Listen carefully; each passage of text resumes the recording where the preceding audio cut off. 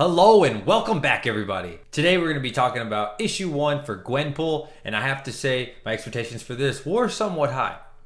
Now, overall, the Unbelievable Gwenpool was fun, it was bubbly, it was exciting, there's a lot of funny things in there. There starts off with this sort of bank robbery. You see all these masked people, and immediately I was very intrigued by their costumes. I liked the color, I liked the art.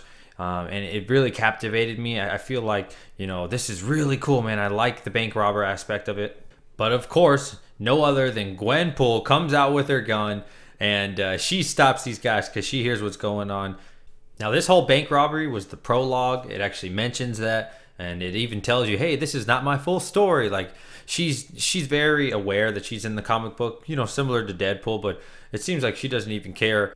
The difference between her and Deadpool is it seems like she doesn't even care at all, where Deadpool cares a little bit, but she's so aware that she's not from this universe and it's a game to her, right? She just comes into this comic book world and she can just kill whatever and do whatever. You'll see the civilian at the bottom like traumatized from her.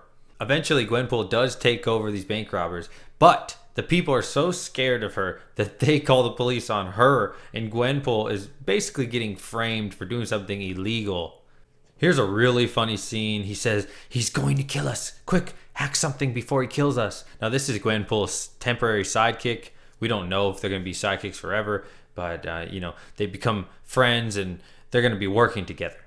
So she's driving wild. She doesn't care at all. The guy's, so frightened by her, and it seems like all the good things that she's trying to do, everybody around her is just traumatized. Again, here, you can just see she's driving and talking to him and pulling him in and winking at him, telling him, oh, great sidekick, and just going 100 miles per hour down the road. Now, here is the main story. This is where it all starts off. I'm actually liking the art here a lot more. I think Gwenpool was drawn much better. I think the colors are improved, and it's a lot more serious, which I appreciate. She is a paid assassin and she works for money, just like Deadpool. How can she destroy the Sentinels? She has to do that. So she sees this vision of the video game, which I thought was really funny, from the original X-Men, and that is how she memorizes their moves. So it doesn't look like she has special powers anywhere. They actually mention that she doesn't have special powers. So she's really just a crazy person who is in a comic book world where everybody else thinks this comic book world is their reality. But for her, she knows this is a comic book world. And I really like that. I really appreciate that. She just thinks this is a big joke. Like, her actions have no repercussions. So this is pretty much the person who's hired her, or her manager or something. We don't really get a whole lot of detail in there, but you can understand. The person mentions clients, and this is where she's getting paid. So it doesn't really make sense why Gwenpool would want money if she's aware that this is a fake world. But, I still run with it. I really like her hair here. I really like the age that they've drawn her. I think she looks great as a character. I like her overall costume and everything. She looks pretty cool. She looks young enough and is very suitable. Now, she says she needs the next job, and the person is so mad because Gwenpool pretty much ruined the last job with the Sentinels and blew up the building. Again, every time she tries to do something positive, it just seems like something bad happens. So she shows her how much this next job is worth. And when she finds out how much it's worth, she draws these money signs on her eyes. I loved it. And then, another funny part, the person, her manager, wipes it off or tries to wipe it off and says, you just ruined the mask. I just redid your mask. So this mission is actually way out of Gwenpool's league. Her manager really doesn't want her to do it. There's people underneath the submarine. There's people inside. There's people waiting for you. And she says, oh, I don't care. Just jumps out the helicopter, tries to get on top of the submarine, just flies in because, again, she knows this isn't a real world. When she jumps out of the helicopter, smack, she hits the glass. It's really funny. She thought that she could go through it, but apparently, it was bulletproof, or it was at least Gwenpool proof. She does manage to get inside. She sees a hole. She sees an enemy. She goes to attack. She says, stealth scream. And when she goes over there to attack, the person is already dead. So it looks like maybe the gate crushed this person already, or someone shot him in the corner. But of course, what does good old Gwenpool do?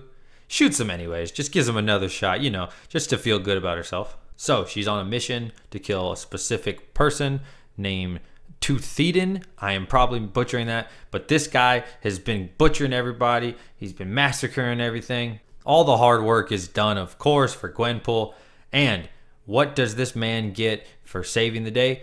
Gwenpool comes up behind him and pushes him into a pit of fire.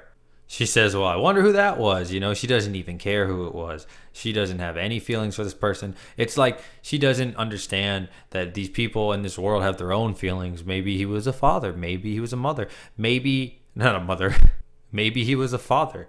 You know, maybe he had kids. She doesn't care because she just dismisses any type of feelings that these people potentially have because she just believes that everything here is fake and it's a game.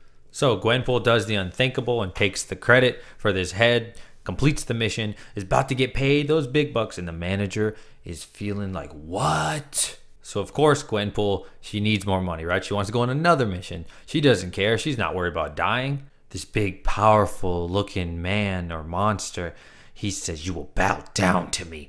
And she just suddenly starts laughing. She doesn't care. Gwenpool's not a boss. She doesn't care. Gwenpool isn't going to listen to this guy. MODOK? Your name is MODOK? Seriously? You're threatening me? Oh, God. Zap. There goes the sidekick. Now the sidekick is gone. You start seeing Gwenpool to cry. He said, yes, my name is MODOK. Would you like to be next?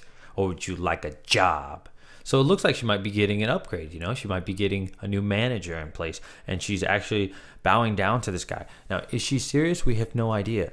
She is showing some human feelings, and we're not sure, you know, what's about to happen next. If she's going to attack him, she's going to hire her, or she's going to work for him. We have no idea. Now, this is probably my favorite page. This is after the story at the very back. It shows her fighting Thor. That's what's going to be happening on the next issue. And that, for me, is my favorite panel because, oh, man, that's going to be an awesome fight. Overall, I did enjoy Gwenpool issue #1, but I felt like it was missing a little something. It was funny. It was pretty entertaining most of the time. I did like the art, but it did kind of feel like a copycat of Deadpool. I mean, of course it's not entirely, but it was kind of like, is it really needed to have a female version of her?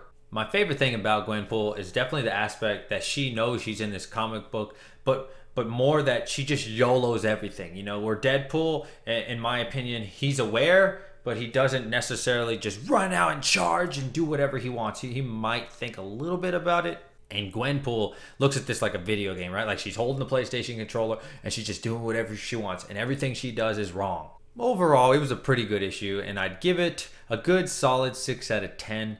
It was pretty good. It was all right and everything. It wasn't like great, and it definitely wasn't bad. It was interesting enough that I would recommend it to people to read, but I'm not sure if this can be an ongoing series that I would be interested in. I will go ahead and pick up issue 2, and you know, if issue 2 doesn't have some awesome origin story or really explain who is Gwenpool, then I won't be continuing this. Let me know in the comment section below if you got a chance to pick up Gwenpool, if you're gonna buy it, or if I just did the review for you so you're like, nah, no thanks. Hey, thanks for making it to the end of my video. Make sure to check out some of my other comic book reviews like the Black Panther issue #1, and below that, Moon Knight issue #1.